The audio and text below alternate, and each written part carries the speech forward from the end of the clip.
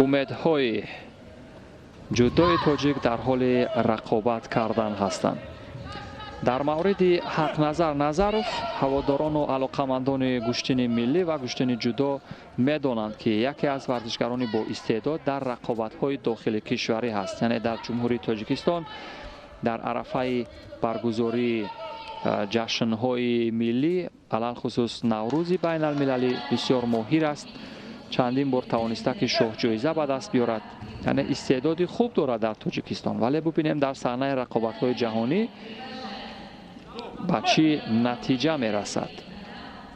حق نظر نظرов ورزشکار 23 ساله تاجیک است.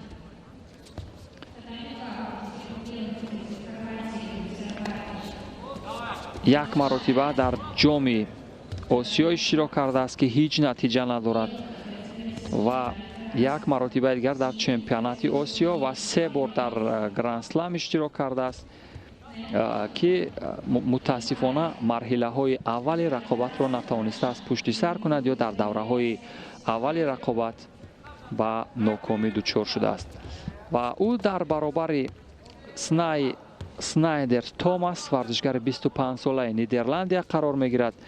ورزشکار نیدرلندیا اگرچه 20 مرتبه در کارنامه‌اش در رقابت های سطح منطقوی و جهانی اشتراک کرده باشد، ولی همگی یک نشان دارد. ببینید چی پرتاب جذاب و دیدنی کرد. اگر همین رو کارگردانی که این نوار رو برای ما تهیه کرد یک